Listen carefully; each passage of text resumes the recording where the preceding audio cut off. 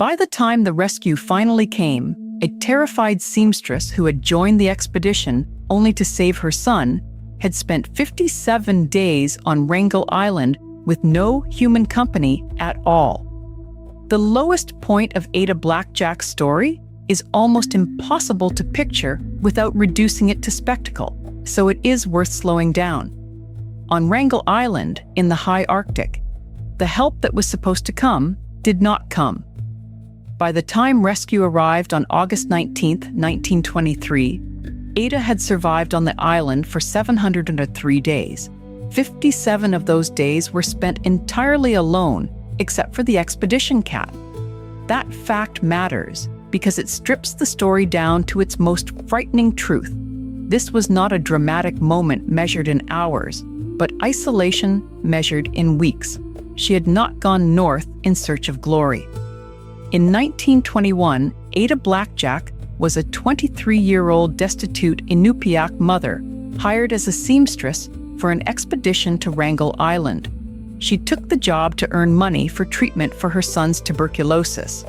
Only after joining did she realize she was the only woman and the only Indigenous person on the trip. That decision, born from poverty and maternal urgency, would place her at the center of one of the starkest survival stories in the Arctic. And before the ordeal even reached its worst stage, another tension was already there.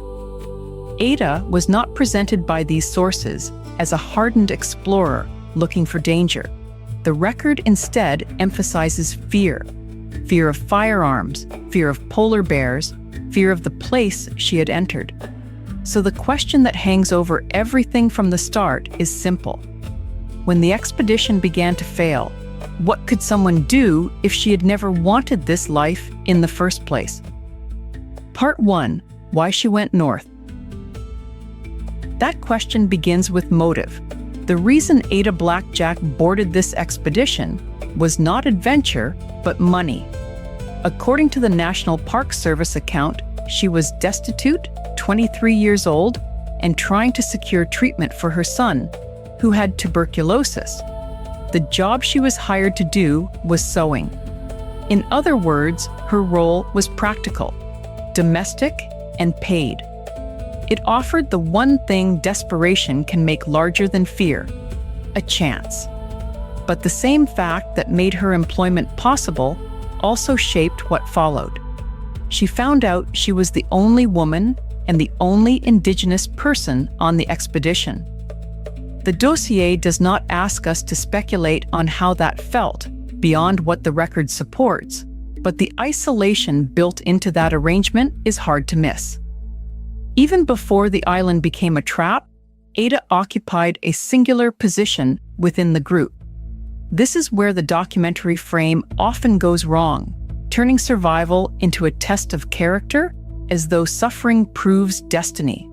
The verified record points somewhere more human. Ada went because she needed wages. She needed those wages for her child.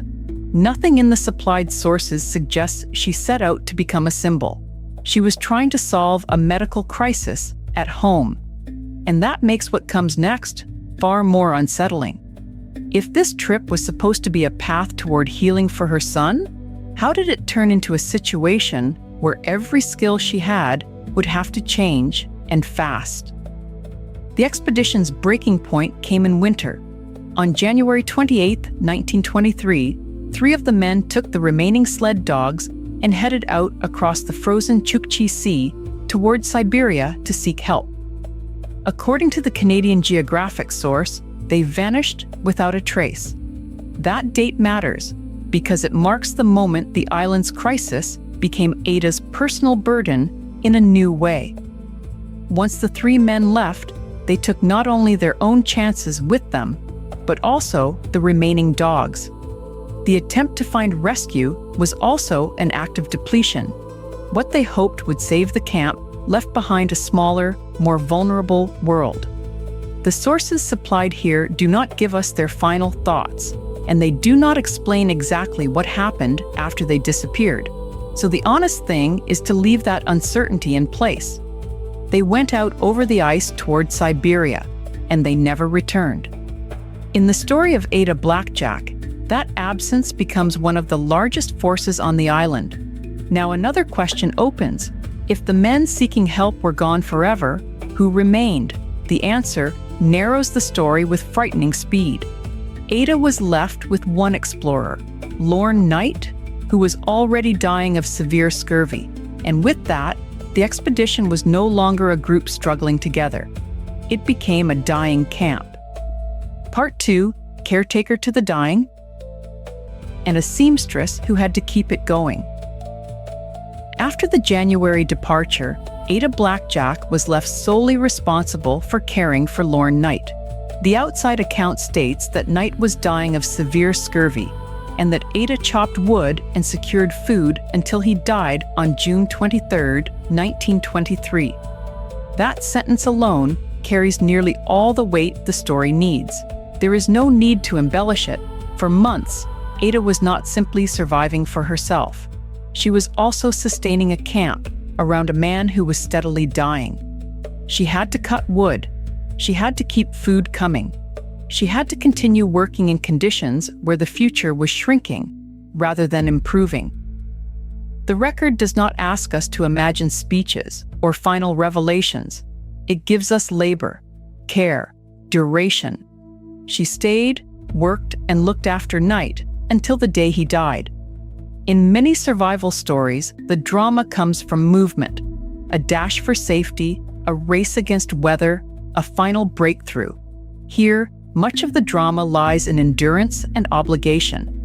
Ada did not have the luxury of collapse. Then June 23, 1923 arrived, and Knight died. At that point, the structure of dependence vanished. There was no patient left to care for, no group left to serve, no one left to plan with. The island did not become easier, it became emptier. So, what does survival look like after even that last human connection is gone? Part 3, Teaching herself to stay alive. The answer is the part of Ada Blackjack's story that changes it from tragedy alone into something else. Despite her initial fear of firearms and polar bears, Ada Blackjack adapted. The JS Tour Daily Source reports that she engineered a skin boat from canvas and driftwood, trapped foxes, and built an observation platform above her tent to survive alone. Each of those actions matters because each one contradicts the person the story introduced at the beginning. She had come north as a seamstress. She had feared guns. She had feared polar bears. Yet alone on Wrangel Island, she built systems. A skin boat from canvas and driftwood was not an abstract sign of resilience. It was problem-solving with whatever materials the island and camp allowed. Trapping foxes meant obtaining food through repeated effort, not luck. Building an observation platform above her tent meant creating a way to watch, to scan, to answer danger with preparation rather than panic. This is the turning point of the whole documentary arc. Not because the danger suddenly ends, it does not, but because Ada's role changes completely. Earlier, she had been the hired seamstress, then the caretaker in a failing expedition. Now, she becomes the sole operator of her own survival. The supplied sources are careful about this transformation. They do not turn Ada into a mythic, superhuman figure. They show a frightened woman learning to do what the situation demanded. That distinction matters. Her achievement is not less extraordinary because it grew out of necessity. If anything, it is more so. Still, invention and effort do not guarantee rescue. She had found ways to live. Part 4, 57 Days Alone. But would anyone come in time? The final solitary stretch on Wrangel Island lasted 57 days, with only the expedition cat for company. That detail from the outside source is stark precisely because it is so small. Not a team, not even one other person, just Ada, the cat, the camp, and the waiting. By now, the chronology has narrowed to essentials. The 3 men who left for Siberia on January 28, 1923, never returned. Lorne Knight died on June 23, 1923. After that, Ada remained alone until rescue came on August 19, 1923. The span between those dates turns survival into something more than technique. It becomes a test of whether routine, observation, and determination can hold a person together in total isolation. The sources tell us she survived 703 days on the island in all, but big numbers can blur human experience.